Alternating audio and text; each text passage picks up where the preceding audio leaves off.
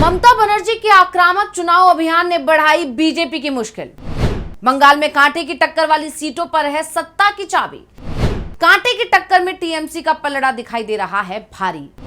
अपनी रैली में ममता पर हमला करने से बचते दिख रहे हैं मोदी। पश्चिम बंगाल में विधानसभा चुनाव का प्रचार इस वक्त पूरे तूफानी दौर में है। टीएमसी की सत्ता दांव पर है, मुकाबला बीजेपी के साथ माना जा रहा है। वहीं कांग्रेस और वाम दल भी पूरी ताकत झोंक रहे हैं जिससे मुकाबले को त्रिकोणीय बनाया जा सके। वैसे बंगाल में इस बार लड़ाई सिर्फ सियासी दलों के बीच ही नहीं है बल्कि विचारधारा की भी लड़ाई है और यही कारण है कि दोनों ही तरफ से बेहद तीखी बयानबाजी हो रही है। 2021 के विधानसभा चुनाव से बीजेपी ने सबक लिया है और अब प्रधानमंत्री नरेंद्र मोदी ममता बनर्जी को लेकर दीदी ओ दीदी जैसी बयानबाजी नहीं कर रहे हैं। यहां तक कि अब वो अपनी रैलियों में ममता बनर्जी का नाम लेकर उन पर सीधा हमला करने से भी बच रहे हैं क्योंकि वो इसका खामियाजा 2021 के चुनाव में भुगत चुके हैं। तो ममता को लेकर पीएम का रवैया बेहद नरम दिखाई दे रहा है। वहीं ममता बनर्जी की बात की जाए तो वो अपने ही अंदाज में है और बेहद आक्रामक तरीके से प्रचार कर रही हैं। पीएम मोदी पर सीधा हमला बोल रही हैं। टीएमसी की कोशिश हो रही है कि चुनाव ममता और मोदी के बीच कर दिया जाए और अगर ऐसा होता है तब टीएमसी का मां माटी मानुष का नारा काम कर जाएगा। ममता कोई मौका नहीं छोड़ रही हैं और इस बीच दोनों ही दलों की नजरें उन सीटों पर भी टिकी हुई हैं जहां मुकाबला कांटे का माना जा रहा है, यानी वो सीटें जहां जीत और हार का अंतर बेहद कम होता है लेकिन असर पूरे राज्य की सत्ता पर पड़ता है। तो आज की स्पेशल रिपोर्ट में हम उन्हीं सीटों की चर्चा करने जा रहे हैं और यह भी जानेंगे कि किसका पलड़ा भारी पड़ रहा है इस बार के चुनाव में। नमस्कार, मैं हूं अंशिता।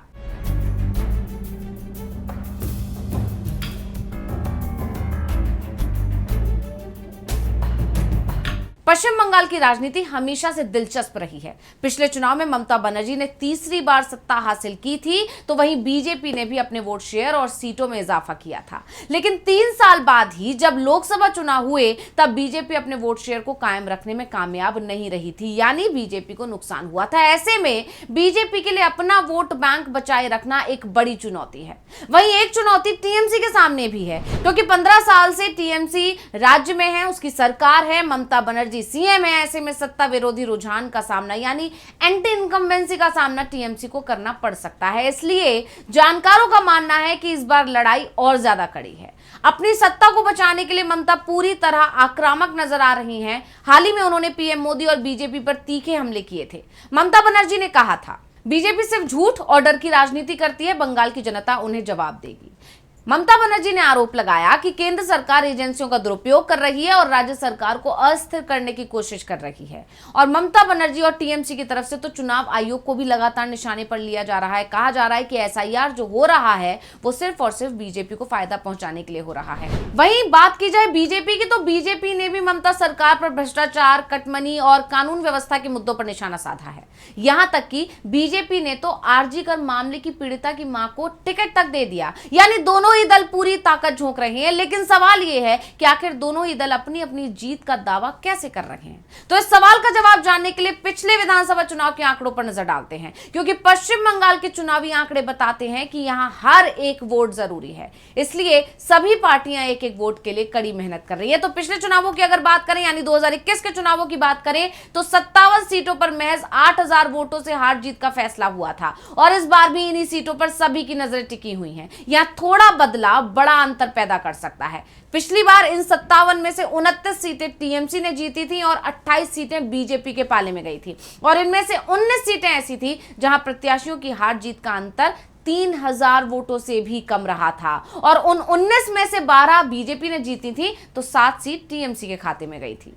कम मार्जिन वाली 57 सीटों में से 47 दक्षिण बंगाल में है। उत्तरी बंगाल में ऐसी केवल 10 सीटें हैं। दक्षिण को टीएमसी का गढ़ माना जाता रहा है और बीजेपी इसलिए भी यहां थोड़ी ज्यादा मेहनत कर रही है क्योंकि टीएमसी के सामने कम मार्जिन वाली सीटों पर बढ़त बरकरार रखते हुए सत्ता बचाने की चुनौती है। कहा जा रहा है कि जिन सीटों पर टीएमसी और बीजेपी के बीच सीधा मुकाबला यानी आमने सामने की फाइट है वहां असल परीक्षा होगी क्योंकि यह मुकाबला त्रिकोणीय या फिर बहुकोणीय मुकाबले से अलग है। हालांकि कांग्रेस भी कुछ गैर बीजेपी वोटों में सेंधमारी कर सकती है और इससे टीएमसी की मुश्किलें बढ़ेंगी या फिर टीएमसी को फायदा भी हो सकता है। तो हुमायूं कबीर की आम जनता उन्नयन पार्टी और असदुद्दीन ओवैसी के एआईएमआईएम ने पहले गठबंधन किया था, लेकिन कबीर के एक कथित स्टिंग के बाद एआईएमआईएम ने गठबंधन तोड़ दिया। इसका टीएमसी पर कितना असर होगा यह भी देखना होगा और कुछ हजार वोटों से जीत हार तय होने वाली सीटों पर ये छोटे फैक्टर बड़ा असर दिखा सकते हैं। तो पश्चिम बंगाल में पिछले विधानसभा चुनावों में ऐसी कई सीटें थीं जहां प्रत्याशियों की जीत हार का अंतर 1000 वोटों का ही रहा। बांकुड़ा सीट की बात की जाए तो बीजेपी प्रत्याशी ने 1468 वोटों से जीत हासिल की थी। इसी तरह कुल्टी में मुकाबला बेहद दिलचस्प रहा और आखिर में बीजेपी के उम्मीदवार मात्र 679 वोटों से ही विजयी हुए थे। टीएमसी छोड़कर बीजेपी में शुभेंदु अधिकारी ने अपनी पूर्व प्रमुख ममता बनर्जी को 1956 वोटों से हराया था। कूच बिहार में रोमांचक मुकाबला हुआ था। बीजेपी के निशीथ प्रमाणिक ने सिर्फ 57 वोटों से जीत दर्ज की थी। राजनीतिक विश्लेषक इन कम मार्जिन वाली सीटों को खतरे के साथ अवसर भी बताते हैं। बीजेपी और टीएमसी दोनों इस मौके को बुनाना चाहती हैं। एक तरफ बीजेपी जहां एंटी इनकम्बेंसी और अवैध घुसपैठ का मुद्दा बनाकर फायदा तलाश रही है, वहीं टीएमसी भी पूरी आक्रामकता के साथ चुनावी मैदान में है। टीएमसी इस बार चुनाव को पश्चिम बंगाल बनाम केंद्र का रंग देने की कोशिश कर रही है। राजनीतिक जानकार मानते हैं कि इस बार करीब 40 से 50 सीटें ऐसी हैं जहां मुकाबला बेहद करीबी है। इन सीटों पर हार जीत का अंतर पिछले चुनाव में 2 से 5000 वोटों के बीच ही रहा था। ये जिले तय करेंगे कि अगला मुख्यमंत्री कौन होगा, जिसमें से हैं उत्तर 24 परगना, हावड़ा, हुगली, दक्षिण 24 परगना। इन जिलों की सीटों पर दोनों दलों ने खास रणनीति बनाई है। बूथ स्तर तक मैनेजमेंट और माइक्रो कैंपेनिंग पर जोर दिया गया है। यही नहीं, बंगाल की राजनीति में वोट बैंक का भी बड़ा महत्व माना जाता है। इसमें मुस्लिम वोट है, महिला वोटर है, युवा वोटर है, ग्रामीण बनाम शहरी का वोट भी है। तो टीएमसी जो कि परंपरागत रूप से अल्पसंख्यक और महिला वोटरों में मजबूत रही है, जबकि बीजेपी की अगर बात की जाए तो पिछले कुछ सालों में शहरी और युवा वोटरों में अपनी पकड़ मजबूत की है। लेकिन बड़ी बात यह है कि ग्राउंड पर माहौल ममता सरकार के ही पक्ष में नजर आ रहा है। जनता उनकी योजनाओं की तारीफ कर रही है, जैसे कि लक्ष्मी भंडार और स्वास्थ्य योजनाएं। इसके अलावा युवाओं का जो क्रेज बीजेपी की तरफ बढ़ रहा था, वो भी अब धीरे धीरे कम होता दिखाई दे रहा है। इसके अलावा जानकारों का मानना है कि इस बार चुनाव में छोटे दल और निर्दलीय उम्मीदवार भी कई सीटों पर समीकरण बिगाड़ सकते हैं। अगर मुकाबला बेहद करीबी हुआ तो ये छोटे फैक्टर किंग मेकर की भूमिका निभा सकते हैं। तो सवाल वही है कि क्या ममता बनर्जी फिर से इतिहास रचेंगी या फिर भारतीय जनता पार्टी बंगाल में पहली बार सरकार बनाएगी? जवाब छिपा है उन सीटों में जहां मुकाबला बेहद कड़ा है। राजनीतिक विश्लेषकों का मानना है कि इस बार चुनाव नैरेटिव का भी है। ममता बनर्जी खुद को बंगाल की पहचान और आत्मसम्मान से जोड़ रही हैं, जबकि बीजेपी राष्ट्रीय मुद्दों और विकास को केंद्र में रख रही है। यही वजह है कि चुनाव के आखिरी चरण में ममता बनर्जी ने अपने हमले और तेज कर दिए हैं और उन्होंने सीधे सीधे प्रधानमंत्री नरेंद्र मोदी को चुनौती दे डाली है। उन्होंने कहा, दिल्ली से आकर बंगाल को चलाने की कोशिश मत कीजिए, बंगाल खुद अपना रास्ता तय करेगा। यह बयान साफ संकेत देता है कि ममता इस चुनाव को बंगाल बनाम बाहरी की लड़ाई बनाना चाहती है, वहीं बीजेपी इस चुनाव को विकास बनाम तुष्टीकरण की लड़ाई बता रही है।